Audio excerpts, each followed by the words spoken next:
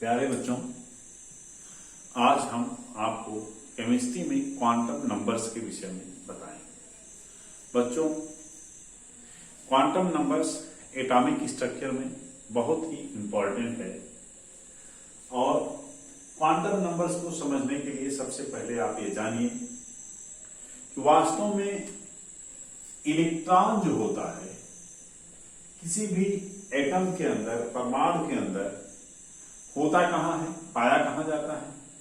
या तो किसी सेल में होगा,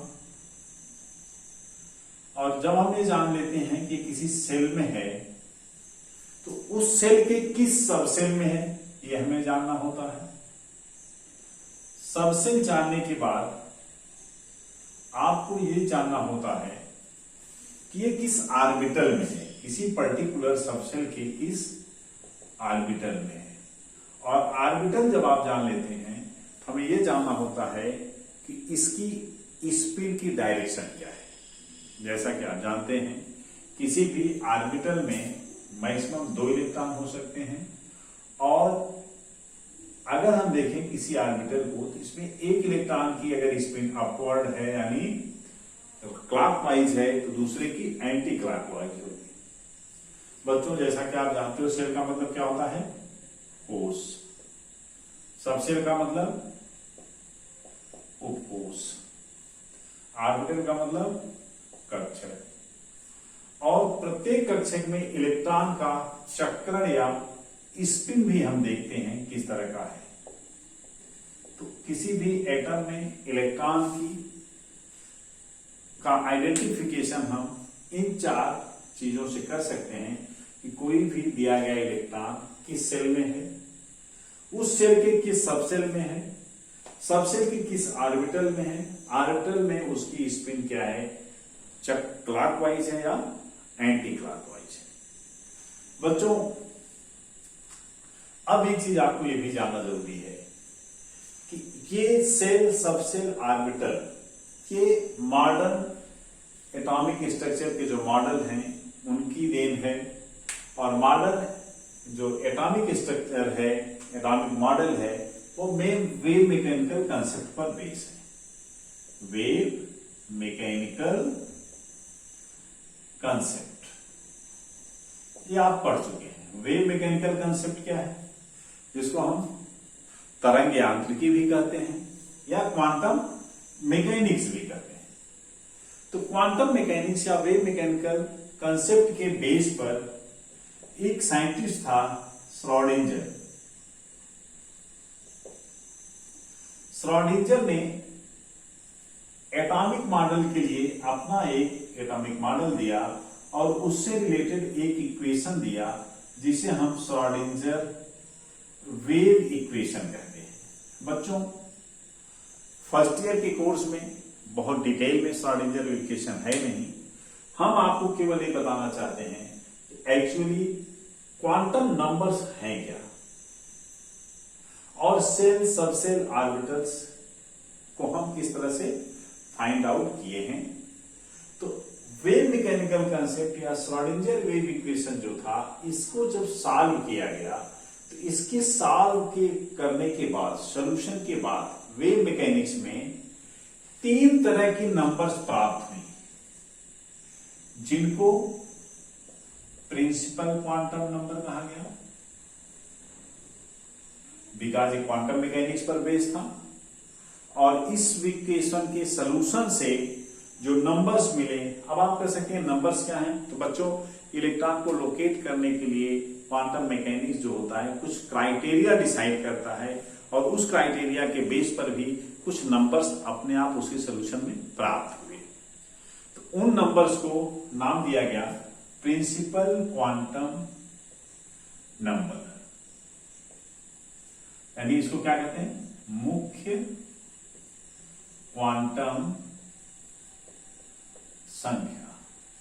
दूसरा azimuthal quantum number, azimuthal quantum number, जिसको हम लोग द्विगंशी हिंदी में कहते हैं, द्विगंशी क्वांटम संख्या। बच्चों इसी तरह से तीसरी क्वांटम संख्या है मैग्नेटिक क्वांटम संख्या। मैग्नेटिक क्वांटम नंबर, जिसको हिंदी में चुंबकीय क्वांटम संख्या कहते हैं। आप ये देखिए, मुख्य क्वांटम संख्या को स्मॉल n से रिप्रेजेंट किया गया, दिगंशी क्वांटम संख्या को स्मॉल l से रिप्रेजेंट किया गया और चुंबकीय क्वांटम संख्या को स्मॉल m से रिप्रेजेंट किया गया।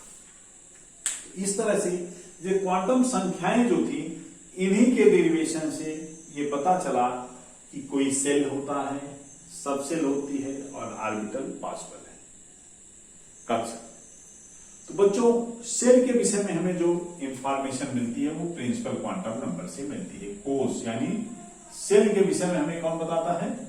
प्रिंसिपल क्वांटम संख्या। और दिगंशी क्वांटम संख्या हमें क्या बताती है? सबसेल के विषय में,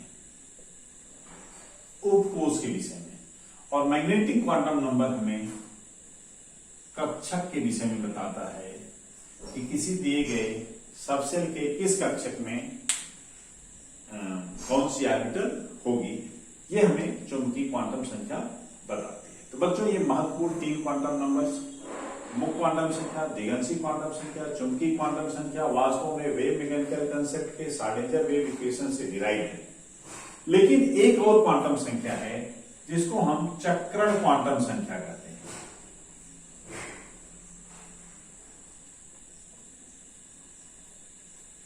चक्रण क्वांटम संख्या को इंग्लिश में कहा जाता है स्पिन क्वांटम नंबर।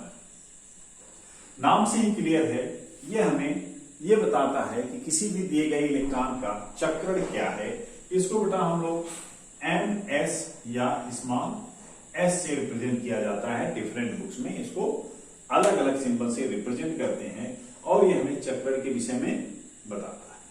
चक्रण क्वांटम संख्या वास्तव में वेव मैकेनिकल कंसेप्ट के बेस पर नहीं निकाला गया है।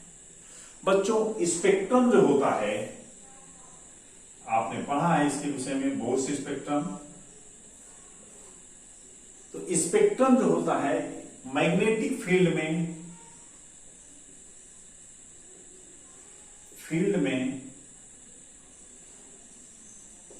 इसमें जो स्प्लिटिंग होती है, ये थोड़ा सा टिपिकल वर्ड आपको लगेगा क्योंकि आपके लेवल पे ये डिटेल है नहीं, लेकिन आपने जीमेन इफेक्ट अगर पढ़ा होगा या ऐसे जान लीजिए कि जो स्पेक्ट्रम्स, बोर्स की स्पेक्ट्रम लाइंस थी मैग्नेटिक फील्ड में, जब देखा गया हाई रेजोल्यूशन पर, हाई मैग्नेटिक फील्ड में, ये एक एक स्पेक्ट्रम की लाइनें 2-2 पार्ट में डिवाइड होगी।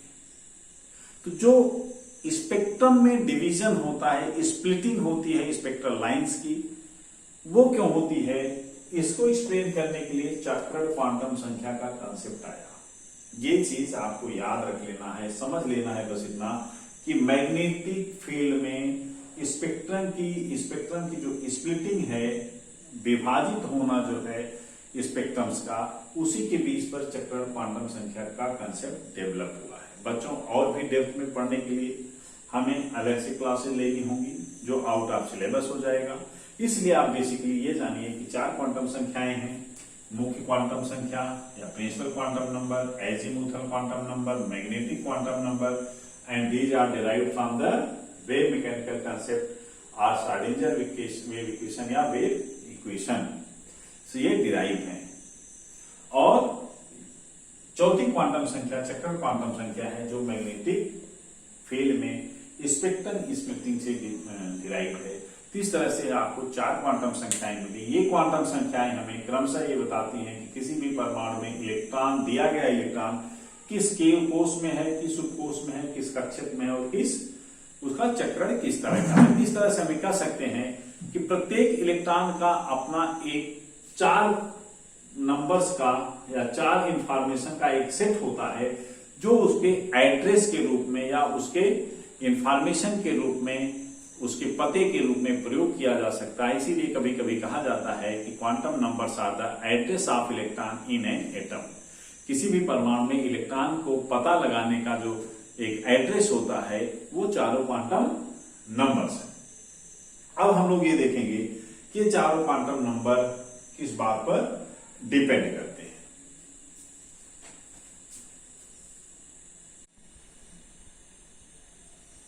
प्यारे बच्चों, तो हम लोग देखते हैं सबसे पहले मुख्य क्वांटम संख्या को या प्रिंसिपल क्वांटम नंबर को, जिसको स्मॉल एन से रिप्रेजेंट करते हैं। बच्चों, मुख्य क्वांटम संख्या वास्तव में हमें कोष के विषय में बताता है।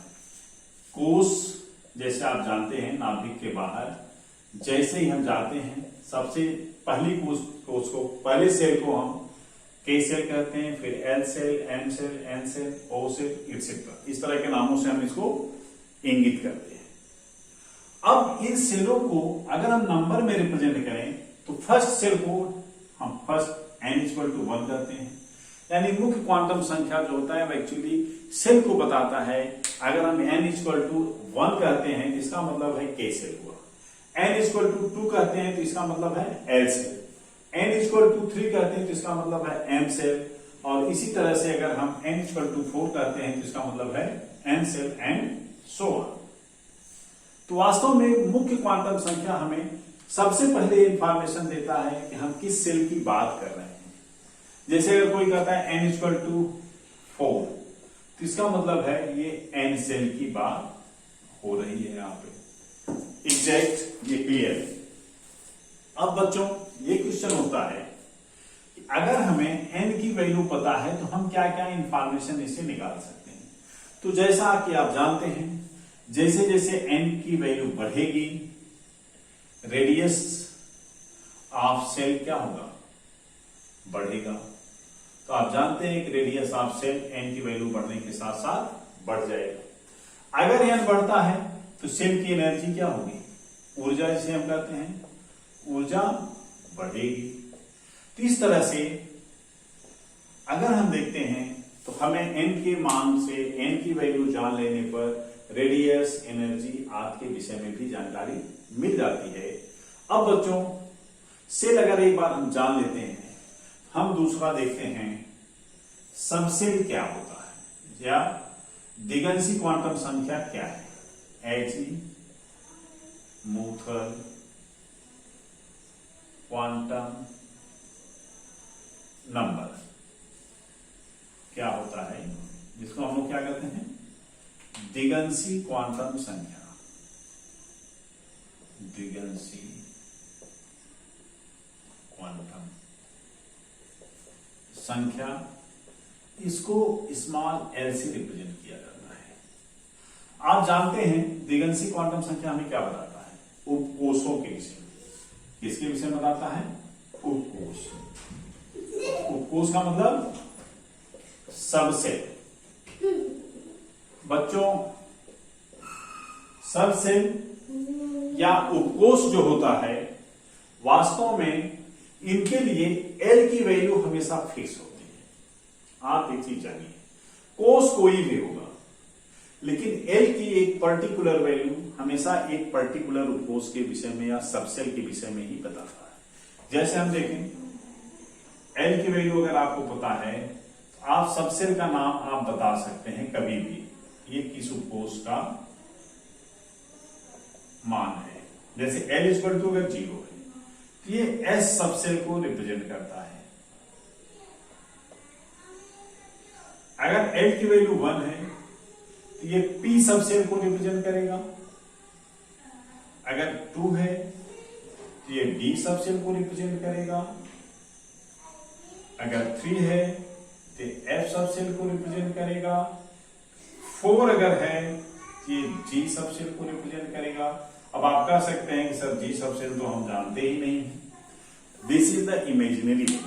अभी तक जितने एटॉमिक नंबर्स हैं उनकी कॉन्फ़िगरेशन में G उपकोष की जरूरत नहीं पड़ी, लेकिन अगर इसकी जरूरत पड़ती तो इमेजिनरी ये उपकोष पॉसिबल है। इसलिए सैद्धांतिक रूप से G उपकोष को माना जाता है, लेकिन वास्तविक रूप से G उपकोष की अभी उपस्थिति की कोई एविडेंस नहीं है, क्योंकि हमारे पास जितने एलिमेंट हैं उनके कॉन्फ़िगरेशन में केवल यह उपकोष तक की ही जरूरत हमें पड़ी है। तो बच्चों, इस तरह से उपकोष के लिए आपने देखा कि एक रूल है आप अगर यस उपकोष एल की वैल्यू जानते हैं तो आप उपकोष को अपने आप डिटेक्ट कर सकते हैं, बता सकते हैं। इसको ऐसे भी आप ये याद कर सकते हैं 0 1 2 3 upon SPDF। 0 for yes, 1 for P, 2 for D, 3 for F। तो उपकोष के लिए L की वैल्यू फिक्स है, लेकिन L की वैल्यू किसी पर्टिकुलर कोष के लिए क्या होगा। आप जानते हैं कि हर कोष में कुछ उपकोष होते हैं, तो K में कितने उपकोष होंगे, L में कितने उपकोष होंगे, M में कितने उपकोष होंगे, N में कितने उपकोष हो सकते हैं। तो उपकोष किसी पर्टिकुलर सेल में जब हम देखेंगे तो ये L के वैल्यू पर डिपेंड करता है। अगर हम ये देखें L के मान, वैल्यू ऑफ L, ये हमेशा N पर निर्भर करता है। किस पर निर्भर करेगा? N पर निर्भर करता है। अर्थात N का मान जो होगा उसी के आधार पर L की वैल्यू होगी। जैसे हम ले लें कि N के किसी मान के लिए L की वैल्यू हमेशा 0 to N-1 के बराबर होती है। अगर हम N=1 ले लें तो L की वैल्यू क्या होगी? 0 हो जाएगी। 1 - 1 = 0, केवल एक वैल्यू होगी। अगर N की वैल्यू 2 है तो यहां पर L की वैल्यू क्या होगी? देखिए L की वैल्यू हो जाएगी 0 and 1। 2 में से आप 1 माइनस करेंगे तो 1 हो जाएगा। N=2 अगर 3 है तो L की वैल्यू क्या होगी? अब देखिए 0 से स्टार्ट करिए, 3 - 1 करेंगे तो 2 आएगा, यानी 0 से स्टार्ट करके हमें कहां तक जाना है? 2 तक। 0 1 2। इसी तरह से N की वैल्यू अगर 4 है तो L की वैल्यू क्या हो सकती है? अब L को स्टार्ट कहां से करना है? 0 से। जाना कहां तक है? N-1, 4 - 1 यानी 3 तक। तो इसकी वैल्यू क्या होगी? 0 1 2 3 तक हम गए। तो बच्चों इस तरह से हम कह सकते हैं कि N की वैल्यू अगर दी हुई है तो L की कितनी वैल्यू हो सकती है, यह हम देख सकते हैं। N की वैल्यू 1 है तो L की वैल्यू 0 होगी। N की वैल्यू 2 है तो L की वैल्यू 0 and 1 होगी। N=3 then L=0 1 2। N=4 then L=0 1 2 3। तो कुल मान अगर हम देखें तो एक के लिए एक मान है, 2 के लिए 1 and 2 दो मान पॉसिबल हैं, 3 के लिए 1 2 3 मान, यानी कुल मानों की संख्या उतनी ही होती है जितनी N की वैल्यू होती है। लेकिन ये मान 0 से लेकर के N-1 तक होते हैं। दोनों में अंतर समझिए। कुल मान L N के मान के बराबर होते हैं।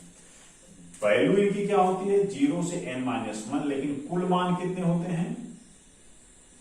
कुल मान होते हैं N। जैसा कि आप देख रहे हैं कि जितना N का मान है उतनी इसकी वैल्यू आ रही है। N=4 है तो L के कितने मान है? 1 2 3 4। तो 0 1 2 3 कितने मान हो गए? कुल 4 मान आ रहे हैं। तो N के कुल मान उतने ही आते हैं जितने N का मान होता है, लेकिन इनका प्रसार जो होता है वो 4 के इक्वल नहीं होगा, 0 से N-1 तक होगा। दोनों में डिफरेंस आपको हमेशा समझना है। अब एक चीज देखिए, इससे और क्या फायदा आपको मिला? हमें ये पता चल गया कि अगर N का मान 1 है तो L का मान 0 है, यानी इसमें केवल एक सबसेल होगा। वो क्या होगा? यस उपकोष या S सबसेल। अगर L=0 है तो S भी होगा, L=1 होगा तो P होगा।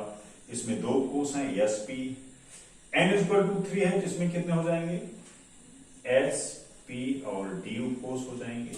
इसमें S P D F और इसके बाद जितने भी मान होंगे सब में ये चारों कोष पाए जाते हैं।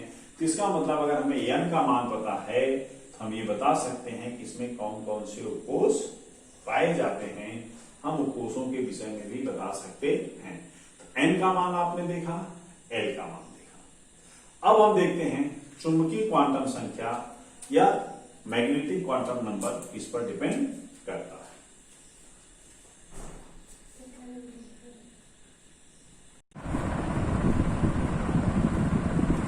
बच्चों हम लोग देखते हैं चुंबकीय क्वांटम संख्या या मैग्नेटिक क्वांटम नंबर, जिसको हम स्मॉल एम से रिप्रेजेंट करते हैं। ये हमें बताता किसके विषय में, कक्षक के विषय में बताता है। मैं बच्चों कक्षक के विषय में जब हम बात करते हैं, आप एक चीज क्लियर जानते हैं कि हर सबसेट में अलग अलग तरह की कक्षकें होती हैं। जैसे हम अगर एस सपोज देखें, इसमें केवल एक कक्षक होती है, उसका नाम है एस कक्षक।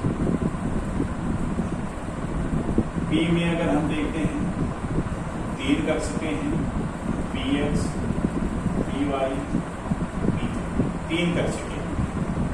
डी में अगर हम देखें, डी में D X Y, D Y Z, D Z X, D X square minus Y square और डी जेड स्क्वायर, 5 कक्षकें होती हैं।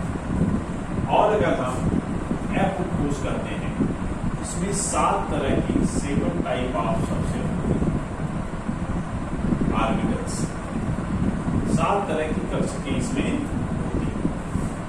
लेकिन बच्चों इसका डिटेल हमें नहीं पता है, आपके कोर्स में नहीं है, ये जटिल होती है इनकी संख्या। तो हमें मेनली ये देखना है एस डी एफ, इनके लिए अगर एल की वैल्यू हम देखें तो क्या होता है 0, 1, 2, और इन कक्षकों को रिप्रेजेंट करने के लिए एम की वैल्यू की जरूरत नहीं पड़ेगी। एम जो होता है कक्षक के विषय में बताता है, अर्थात कक्षक किस पर डिपेंड कर रहे हैं, कोषों पर, एल पर डिपेंड करता है। एम की वैल्यू भी किस पर डिपेंड करेगी, एल पर डिपेंड करेगी। इसीलिए हमेशा कहा जाता है एम का मान एल के मान पर निर्भर करता है।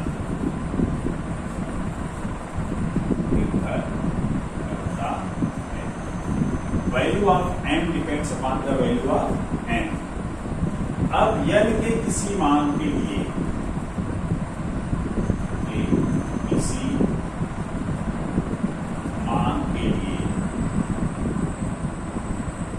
एन के जो मान होंगे, सॉरी एम के जो मान होते हैं वो होते हैं 2l+1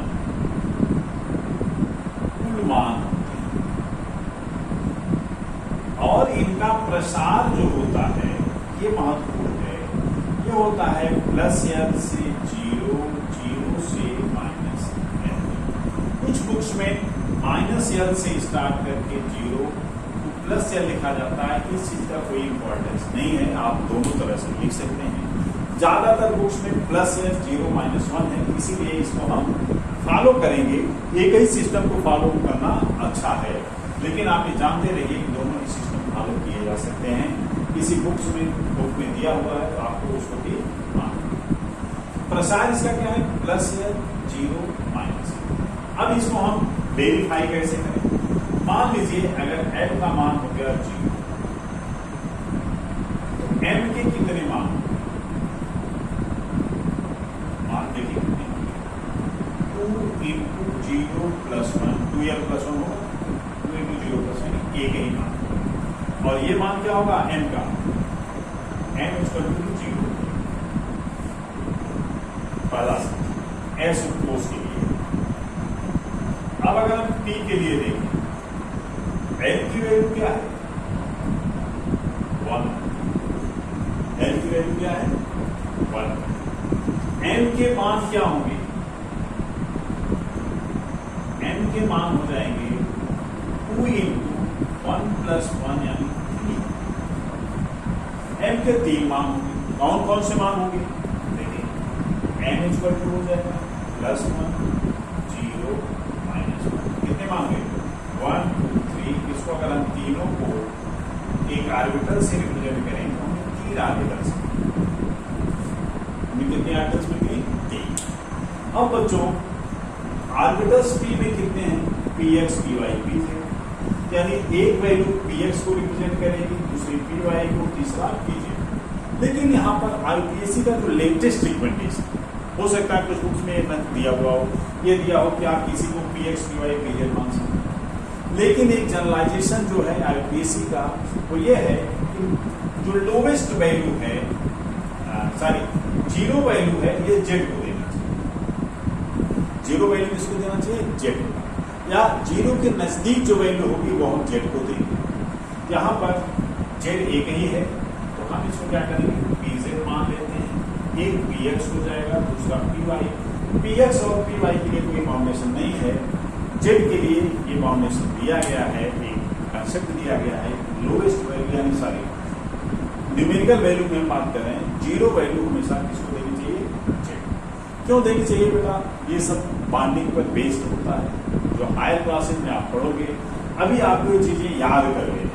ऐसा होता है p ये l की वैल्यू 1, m की वैल्यू +1, 0, -1, यानी अगर l की वैल्यू 1 है यानी p सबसेट के लिए m की +1 वैल्यू px को रिप्रेजेंट करेगी, 0 वैल्यू pz को, -1 वैल्यू py को, या इसमें से कोई भी नंबर किसी के अलॉट कर दिया जाता है तो आपको कंफ्यूज नहीं होना है।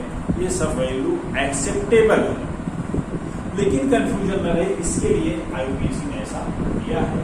तो अगर कहीं भी आपको इससे मीटर मिल जाता है, इससे डिफरेंट मिल जाता है, तो आपको बहुत परेशान होने की जरूरत नहीं। अब हम देखते हैं पी के बाद डी सबसेल के लिए।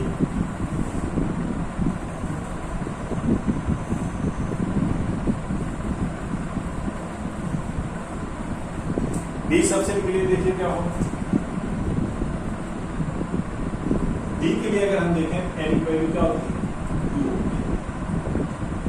एन के कुल मान कितने होंगे? 2 × 2 + 1 यानी 5 मान कौन कौन से हो सकते हैं? एन की वैल्यू अगर हम देखें ये हो सकती है +2, +1, 0, -1, -2। बच्चों 5 आर्बिटल पास करेंगे। अगर इनको हम स्क्वायर के पार्ट में प्रेजेंट करें तो इस तरह से हो जाएगा, +2, +1, 0, -1, -1। अब यहां पर देखिए 0 हम किसको दे सकते हैं? dz² और dxz एंड dyz जो है इनमें भी z है। 1 और +1 वैल्यू हम देंगे dxz, dyz को, और ये हुआ dxy और ये हुआ dx² -y²। फिर मैं ये बात क्लियर कर दूं, ये रिकमेंडेशंस अभी सारे कुछ में हो सकता है आपको न मिले, कहीं पर चेंज मिले, इसलिए आपको कंफ्यूज नहीं होना है, उसको भी आप करेक्ट मान सकते हैं। बट लेटेस्ट रिकमेंडेशन है as far as possible z को 0 या उसकी लोवेस्ट 0 के नियरेस्ट वैल्यू को भी अलॉट करना चाहिए। तो इस तरह से हमने देखा m की वैल्यू अगर पता है तो हम आर्बिटल सीधे आर्बिटल से पहचान सकते हैं। बच्चों एक चीज देखिए, यहाँ पर m की 0 वैल्यू +1 वैल्यू क्या रिप्रेजेंट कर रहा है? dx। लेकिन यहाँ पर +1 किसको रिप्रेजेंट कर रहा है? dx। यानी m की वैल्यू किस आर्बिटल को रिप्रेजेंट करेगी? ये l के मान पर या आर्बिटल के नेचर पर डिपेंड करता है। m का मान देख करके आप ये नहीं बता सकते हैं कि कौन सी आर्बिटल है जब तक कि हमें ये न पता हो वह m का मान l के किस मान के लिए। अब नेक्स्ट आप देखिए, अगर हम f सबसेल को देखें, इसके लिए l की वैल्यू 3 है और n की कुल वैल्यू क्या होगी? ये हो जाएगी 2 × 3 + 1 यानी 7, यानी इसमें 7 सब आर्बिटल्स होगी। और आप जानते हैं एफ सबसेल में 7 आर्बिटल्स होते हैं, जिनके लिए अगर हमें इनका स्ट्रक्चर कॉम्प्लेक्स हमने नहीं पढ़ा है तो हम उसमें अलॉट भी नहीं करेंगे। सिंपली हमें ये जानना है एफ सबसेल के लिए एफ की 7 वैल्यूज पॉसिबल हैं। वो वैल्यूज क्या हो सकती हैं? +3, +2, +1, 0, -1, -2 एंड -3। इस तरह से 7 सबसेल भी रिप्रेजेंट हो जाएंगे। कौन कौन से? +3, +2, +1, 0, -1, -2, 1, 2, 3, 4, 5, 6, 7। इस तरह से 7 आर्बिटल्स होते हैं। इनका नाम है क्लेचर आपको पता नहीं है, इसलिए इसी विषय में हम डिस्कस नहीं करेंगे। आपने देखा m का मान हमें पता चल गया। और बच्चों अगर एक बार आप m का मान पता कर लेते हैं तो फिर चक्र क्वांटम संख्या या स्पिन क्वांटम नंबर को फाइंड आउट करना सबसे आसान है। देख लें उसको भी हम। चक्र क्वांटम स्पिन क्वांटम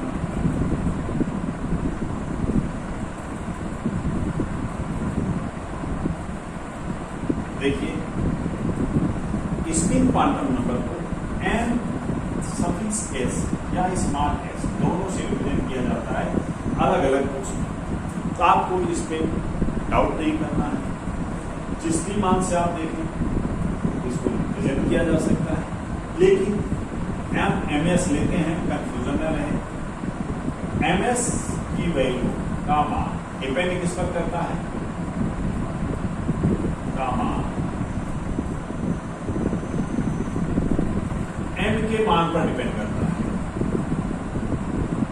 और बहुत आसान होता है।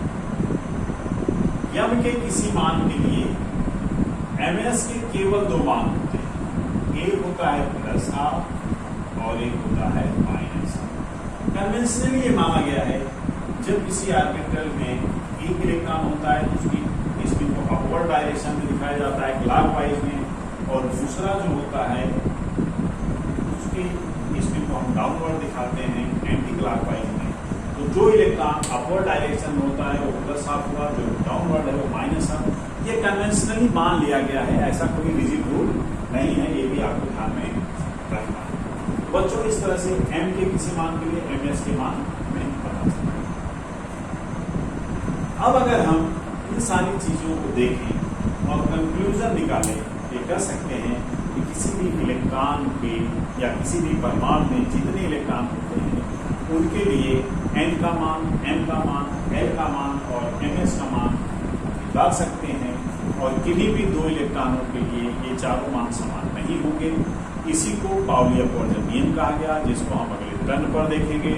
बच्चों आज अभी आपको इतना ही। कल हम लोग कल की क्लास में ये देखेंगे कि किस तरह से क्वांटम नंबर्स पर बेस्ड क्वेश्चंस हम सॉल्व करेंगे, किस तरह से हम इंफॉर्मेशन निकालेंगे।